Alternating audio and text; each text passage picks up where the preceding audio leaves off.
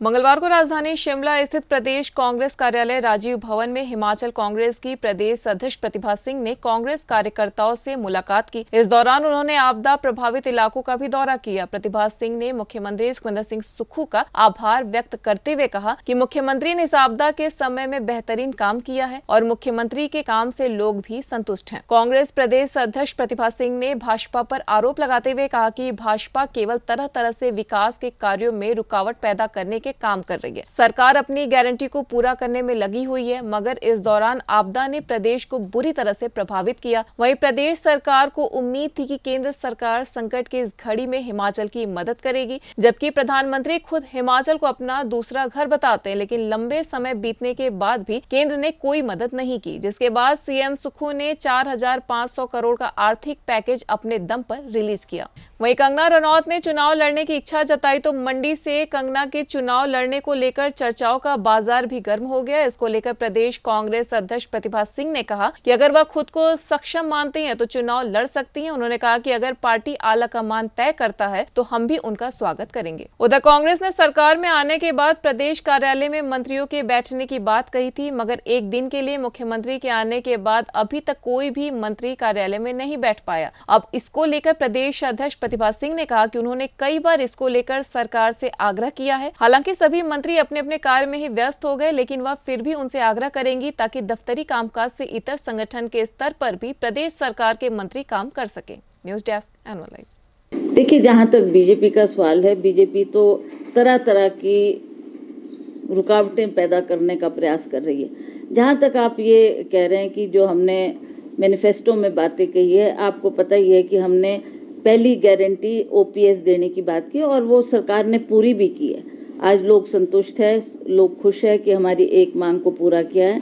दूसरी मांग हम उसके ऊपर सोच कर रहे थे कि कब इसको इम्प्लीमेंट किया जाए, और माननीय मुख्यमंत्री स्पीति भी गए। स्पीति में भी उन्होंने कहा कि हम इसकी शुरुआत यहाँ से करेंगे।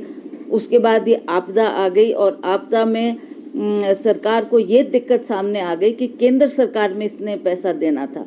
हमने बार बार ये मांग माननीय प्रधानमंत्री जी के सामने भी रखी और हमें पूरा विश्वास था कि प्रधानमंत्री जी जहां हिमाचल प्रदेश को अपना दूसरा घर बताते हैं, तो उन्होंने इसमें कोई पहल नहीं की। हमको आर्थिक पैकेज देने की बात नहीं की। जो नुकसान हिमाचल प्रदेश में हुआ है वो इतना बड़ा था, 12,000 करोड़ का हमने अनुमान लगाया था, तो उसके लिए हमें केंद्र से एक पैसा भी नहीं मिला। एक पैसा भी नहीं मिला। मैं आपको बताना चाहती हूँ कि मैं स्वयं भी, मैंने सभी सांसदों को चिट्ठी लिखी, सबसे आग्रह किया कि हम सब इकट्ठे होकर माननीय प्रधानमंत्री जी से मिलते हैं, उनसे बात करते हैं और उनको बताएंगे कि हिमाचल प्रदेश में इतना नुकसान हुआ है, तो आप या तो इसको आपदा स्टेट घोषित करें या आप जल्दी से जल्दी ये धनराशि हमें उपलब्ध कराएं ताकि हम लोगों को राहत दे सके। बहुत समय बीत गया, प्रधानमंत्री जी ने इसका संज्ञान नहीं लिया। अंततः माननीय मुख्यमंत्री हिमाचल प्रदेश ठाकुर सुखविंदर सिंह सुक्खू जी ने इसमें पहल की और उन्होंने जो ये 4,500 करोड़ की धनराशि देकर लोगों को राहत देने की बात की, इसकी वजह से थोड़ी दूसरी जो हमारी महिलाओं को पैसे देने की बात थी उसमें हमारी थोड़ी देरी हुई, थोड़ा प्रॉब्लम आ गई थी, तो इसलिए हमने इसको कहा है कि हम देंगे और जब हम इस आपदा की स्थिति से निपट जाएंगे तब हम इसकी शुरुआत भी करेंगे। मुख्यमंत्री से ये बात की थी, मुख्यमंत्री जी ने स्वयं ये कहा था कि एक दिन मैं भी दूंगा, उसके बाद सारे मंत्री भी आएंगे।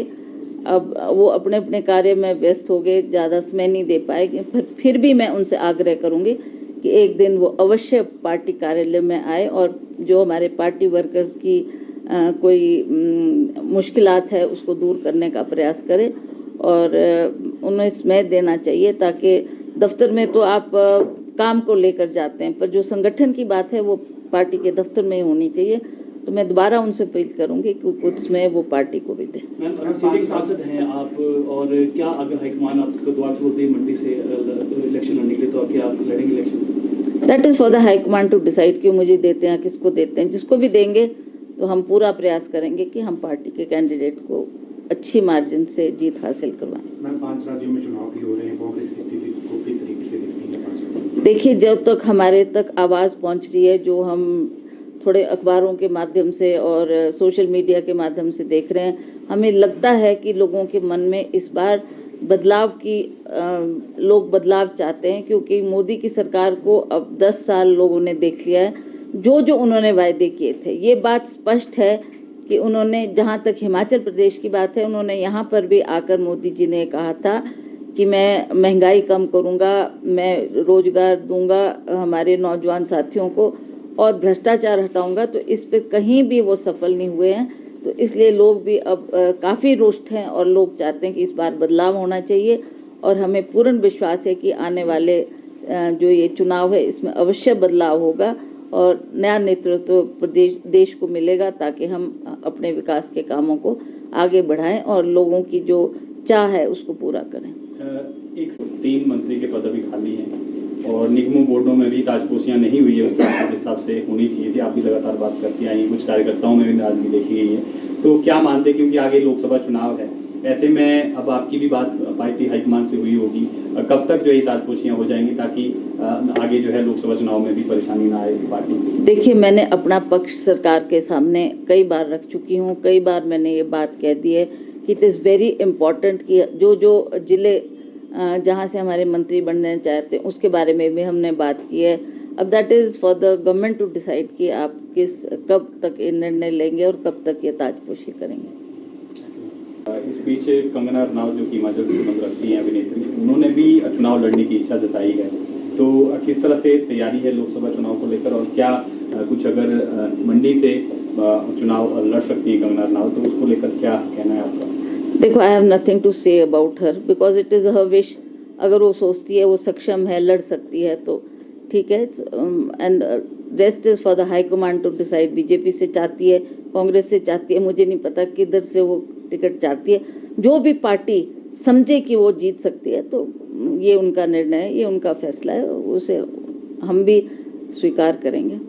बाकी तैयारी क्या है कांग्रेस की लोकसभा चुनाव को लेकर हिमाचल में? देखिए, ऐसे तो हमारे लोग सभी जानते हैं कि 24 को लोकसभा का चुनाव होने जा रहा है। उसमें हम पूरी तरह से फील्ड में उतर चुके हैं, लोगों के बीच जा रहे हैं, लोगों से बातचीत कर रहे हैं, लोगों का फीडबैक ले रहे हैं और जहाँ जहाँ कोई कमियां नज़र आ रही है उन कमियों को दूर करने का भी प्रयास कर रहे हैं। और जो हमने काम करना है इस इलेक्शन के लिए, वो अपनी संगठन को मजबूत करने के लिए भी हमने कड़े कदम उठाए हैं और निर्देश भी दिया है पार्टी वर्कर्स को कि आप इसकी तैयारी करें ताकि हम 24 का चुनाव अच्छे मार्जिन से जीत सकें।